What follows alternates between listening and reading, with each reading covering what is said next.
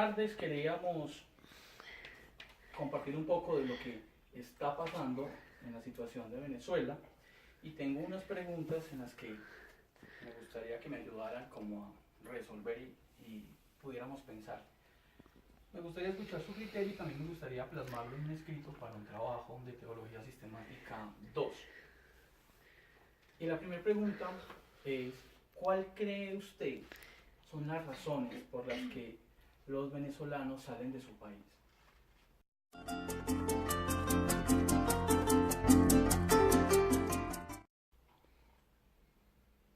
Bueno, la crisis socioeconómica que vive Venezuela obviamente les lleva a salir de su país, ¿no? La escasez económica, la falta de empleo, de recursos, de trabajo, de comida, todo eso lleva a las personas a buscar una condición mejor de vida, ¿no? Y por eso es que salen.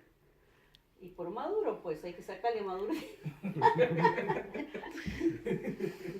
No, y la otra cosa es el aspecto político. Si el mundo, si uno mira todo el mundo, años atrás Rusia, que era un país comunista, cuando salían sus atletas a otras naciones, lo primero que esperaban es cómo fugarse de las Olimpiadas. Cuando salían los cubanos, igual. Así que, ¿qué país comunista ha prosperado en este momento? Quizás algunos dirán, pero China. Sí, pero China es un capitalista por excelencia ahora. Entonces no es que esté practicando el comunismo. Quizás como le llaman Corea del Norte, todavía está practicando, pero es una pobreza extrema en comparación de la Corea del Sur. Entonces lo único que el comunismo ha repartido en el mundo es pobreza, equitativa todavía. Y eso trae sufrimiento a los pueblos. Como dijiste, pastora, ellos escapan de lo que están viviendo ahí. Hay hambruna, en los hospitales no hay medicina, la gente se muere a diario. Y es penoso ver eso, ¿no? Y es por eso que la familia sale de Venezuela en busca de algo mejor, de lo que ellos no tienen en su país. Sobrevivencia. Sobrevivencia, exactamente. Y por lo menos aquí en Perú hemos experimentado eso. Quizás ustedes son menores, no han pasado por la época de Velasco Alvarado. El comunismo ya estaba aquí. Y lo único que nos dejó Velasco Alvarado es extrema pobreza. Ideológicamente suena lindo, bonito, la repartición equitativa de las cosas. Sí, pero lo único que están haciendo es quitar a un rico para darle al pobre. Lo exprimen al rico, entonces quedan todos pobres. Entonces eso no tiene sentido. Y eso es lo que está pasando en Venezuela. Creo que Margaret Thatcher dice que el socialismo dura lo que dura la plata en los bolsillos de los otros. ¿Sí? Y eso es completamente cierto. ¿Alguien más? Básicamente oportunidades, ¿no? Porque ellos no tienen oportunidades de nada, ¿no? Ni de poner negocio, ni de hacer algo para ellos, pues, ¿no? Porque acá he visto venezolanos ya que han puesto cevicherías, han puesto sus carretillas de, no sé, pues de lo que son comunes para ellos comer, y entonces acá hay oportunidades para ellos. Y también esa es es para mantener a sus hijos, a su familia, ¿no? Porque varios de ellos han venido con mucha hambre, sus hijos delgados. Es más, yo veo a un hermano con su hijo en la iglesia, con los lentes ya desgastados de tanto usarlos, o sea, no lo cambian porque no tienen, o sea, desgastados, literalmente engrampados con clips así, para que no se les caigan los lentes. Pero aquí al tiempo le he visto a un niño ya con un lente más nuevo, más cambiado, porque ya tiene trabajo y ya le puede dar. Excelente.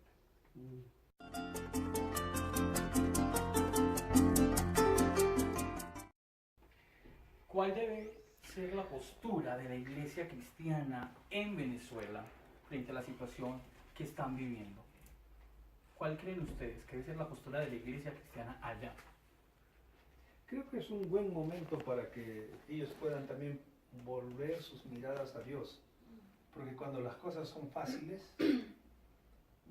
simplemente se vive la fe, una fe relativizada, vacía, casi informalismo. Pero cuando se vive este aspecto tan duro, hay que volver a vivir por experiencia qué es Dios para nosotros, qué es la fe, otra vez, Perú, hemos vivido el terrorismo aquí años atrás, y quienes se han sostenido en las zonas que estaban convulsionadas. La iglesia. La iglesia. ¿Cuándo creció más la iglesia? En la época del terrorismo. Entonces son momentos donde la fe se pone en acción. Ahora, si uno mira la Biblia, ¿cuándo es donde la iglesia explosiona?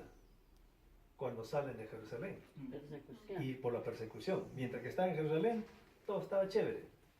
Pero cuando empezó la persecución, su fe empezaron a pregonar a diestra y siniestra, no importándole perder la vida. Yo también pienso que la iglesia lo que tiene que hacer es, como dice, practicar su fe, pero sin mezclarlo con la política. Porque han habido muchas iglesias también, y las hay, que se han inclinado hacia el gobierno, tal vez por recibir algo de recursos, de beneficios. Yo creo que la iglesia tiene que ser solidaria con las personas que realmente están sufriendo y unirse, ¿no? Si todas las iglesias se unen, hacen cosas comunes, pueden soportar el tiempo de la crisis y luchar también porque la justicia se imponga, ¿no? Porque si el gobierno está haciendo algo malo y que no está bien, es la iglesia que tiene que tener una voz profética, tiene que tener una voz de justicia, de clamor, y si tienen que sufrir por eso, bueno, el evangelio también confrontación, porque si no, imagínate, ya pues tengo hambre y no importa, vendo mi fe, mi creencia por un plato de comida también, ¿no? Yo creo que la iglesia tiene que ser ahora, tener una voz profética en este tiempo. Y es lo que acabas de hablar, es muy interesante si uno lo mira desde la perspectiva de la teología del reino. El reino de Dios es inclusivo. El reino de Dios no es que yo me pongo a la derecha o a la izquierda. El reino de Dios está para atender a todos. Y cuando a alguna iglesia se inclina hacia el gobierno actual, no está cumpliendo su voz profética, sino simplemente está aprovechando la coyuntura y aún atropellando a sus propios hermanos. El reino de Dios más bien debemos de ser justo, como dice la Biblia, ¿no? El reino de Dios y su justicia debe hacerse realidad en Venezuela. Excelente.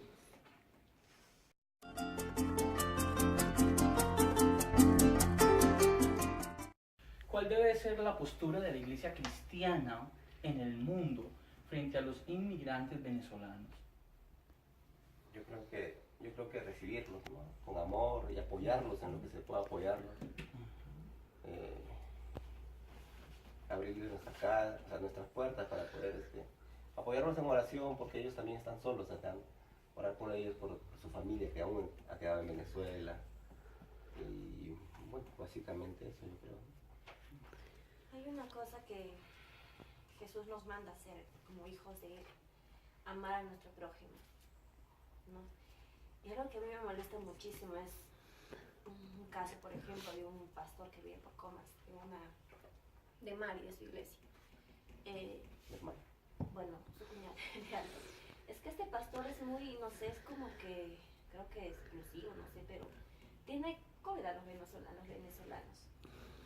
Que le da rabia que hayan venido tantos, de que ya está cansado de verlos, de que deberían regresar a su país. Y yo me pregunto, es pastor, igual los miembros de su iglesia, hace de que fomenta un odio, una cólera hacia los extranjeros, o hacia los inmigrantes, que son en este caso los venezolanos. No, en este caso yo creo que como iglesia, como pastor de una iglesia, debe fomentar el amor, la solidaridad, ver la forma de hacer algo para ayudar a las personas que vienen de afuera, en este caso los venezolanos. Yo creo que no es fácil para nadie salir de una zona donde se siente bien, ¿no? En su casa. Y en su casa prácticamente. Entonces el hecho de que ellos puedan salir es difícil, el solo pensar nada más eso.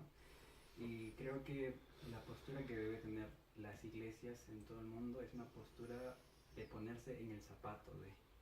Y entonces de esa manera uno no se mueve solo como una iglesia, sino hace una conexión con todas las iglesias y extiende la mano a ayudar a sus hermanos, porque son sus hermanos, porque acá no nos distinguimos por raza, ni por color, ni por este tipo de cosas, porque como dice el pastor, en el reino de Dios todos somos iguales, no tiene que haber una diferenciación. Entonces, creo que tener ese corazón y ponerse en los zapatos de ellos, ayudarlos de alguna otra manera. El simple hecho de poder acompañarlos en esta travesía, de dejarlo todo por tener libertad, ya es mucho, ya es mucho.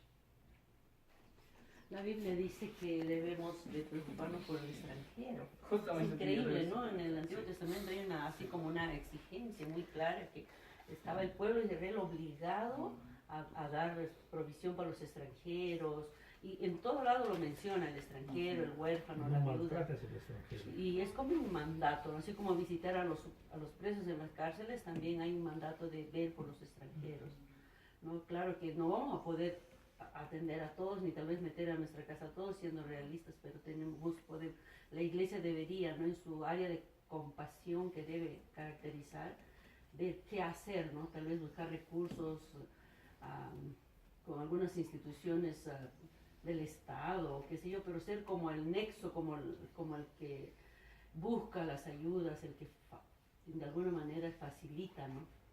El mundo entero. Quiero leer justamente ese versículo que la madre estaba diciendo, y es Levítico 19:34, y dice así: cuando algún extranjero se establezca en el país de ustedes, no lo traten mal. Al contrario, trátenlo como si fuera uno de ustedes, ámenlo como a ustedes mismos, porque también ustedes fueron extranjeros en Egipto. Yo, el Señor, el Dios de Israel, lo dice. Creo que es bien importante ese versículo. Y hemos olvidado eso. El Antiguo Testamento lo hemos dejado como si fuera un libro antiguo. Ajá. Más bien es de vital importancia volver otra vez a las fuentes y que eso se haga carne en nosotros. Y algo más que dice en el 25:35 de Levíticos, dice: si alguno de tus compatriotas se empobrece y no tiene cómo sostenerse, ayúdale, como lo harías con el extranjero o con el residente transitorio, así podrá seguir viviendo entre ustedes. Muy, muy importante. Sí. Ok. Para terminar estas preguntas, me gustaría escuchar qué respuesta da Jesucristo desde lo que ustedes conocen en su palabra a los venezolanos inmigrantes que tienen tantas preguntas del porqué de su situación. ¿Qué respuesta cree que le daría Jesús a ellos?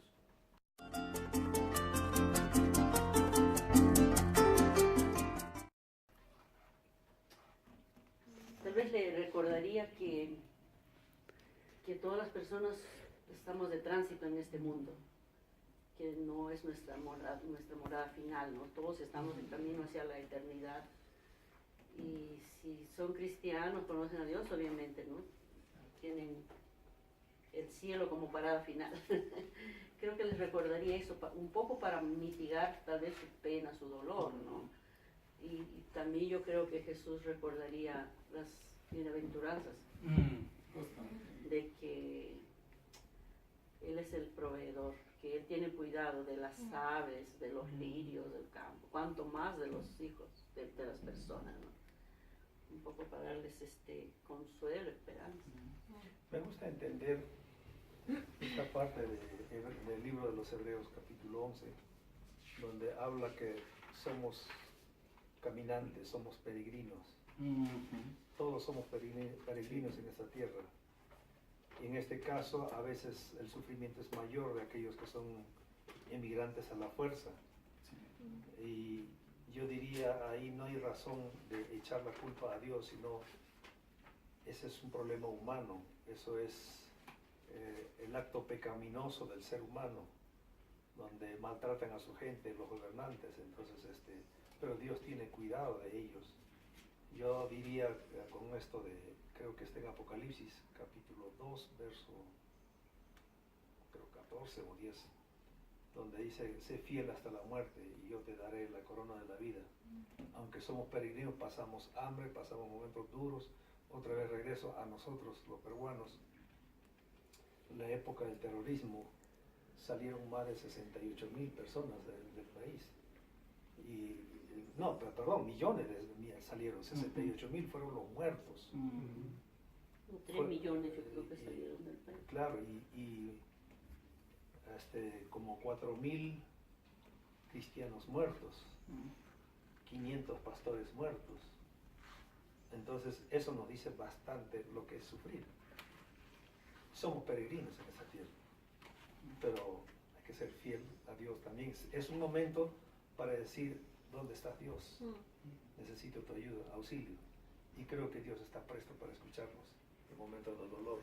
Bienaventurados los que lloran, dice la bienaventuranza, ¿no es cierto? Porque ellos recibirán consolación. No puedo expresar el cómo, pero Dios es un Dios de consolación. En Filipenses 4:11 dice, por mí así parafraseando, dice no se preocupen por nada, ¿no? No se preocupen por nada, pidan lo que necesitan, y abajo dice y sean agradecidos. Y es una mezcla, ¿no? Como no se preocupen nada, no es fácil no preocuparse siendo ser humano, ¿no?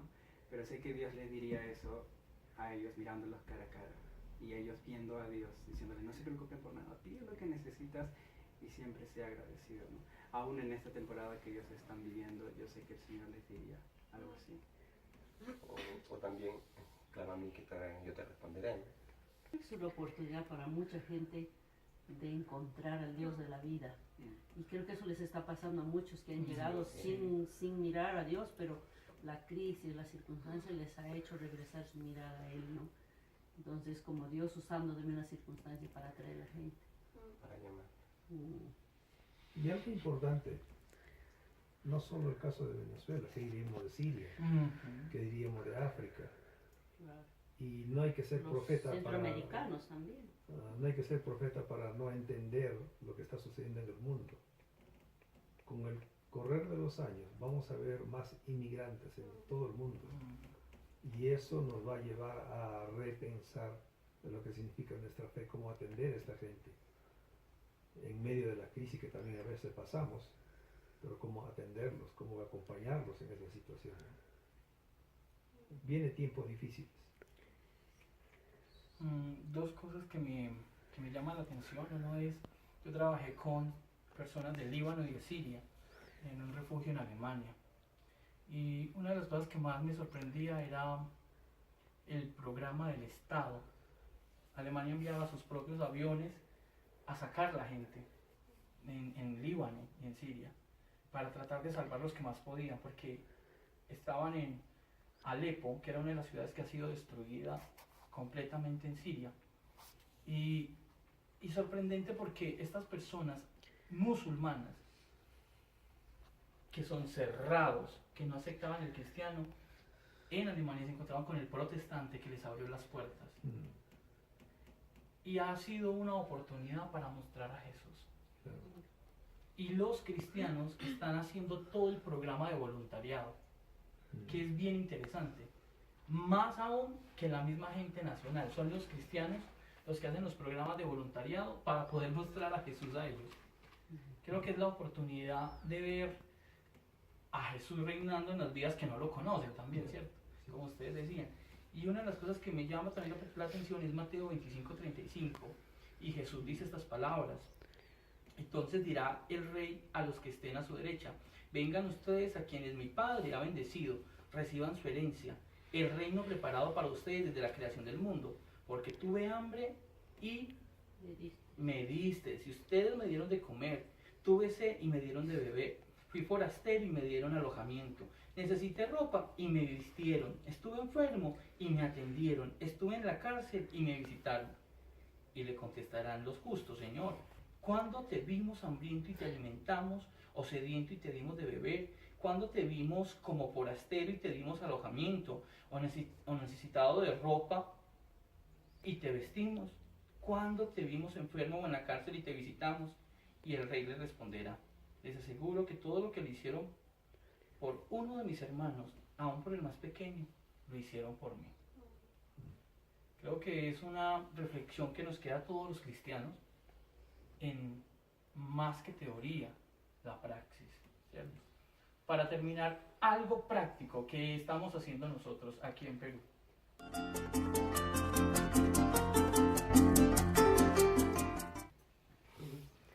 En la iglesia, en Villa Santa Anita, se brinda apoyo, ayuda con el área de compasión, por ejemplo, ¿no? Hay un almacén donde hay ropa, hay víveres y hay personas de Venezuela que llegaron a la iglesia casi sin nada, casi sin ropa, mejor dicho, ¿no? Y cuando llegaron ahí, pues la iglesia brindó apoyo, ayudó y es de mucho agrado ver que estas personas ahora pues están indiferentes, como llegaron ahora están muy diferentes. El otro lado se les cambió, todo, totalmente todo, es increíble, como un poco de ayuda que alguien se pueda dar, en el caso de la iglesia, sirve de mucho para ellos. Y lo que veo también es que estamos incluyendo, ¿no?, en los ministerios. Y hay un nuevo ministerio de jóvenes, de adolescentes o jóvenes, si no me equivoco, y en el ministerio de hombres también estamos con dos venezolanos. Entonces, yo creo que es la manera de cómo apoyarlos, ¿no?, de hacerles parte de de la iglesia y de lo que es la viña, ¿no? Servir a Dios. Y yo creo que también lo lindo es que la gente puede sentir que hay un lugar que los acoge, que los hace sentir como en casa, el solo hecho de recibirlos, de compartir con ellos, de ayudarles a encontrar trabajo. Eso, creo que para cualquier extranjero es de mucha ayuda, ¿no? Saber que no estoy solo, sino que puedo contar con alguien.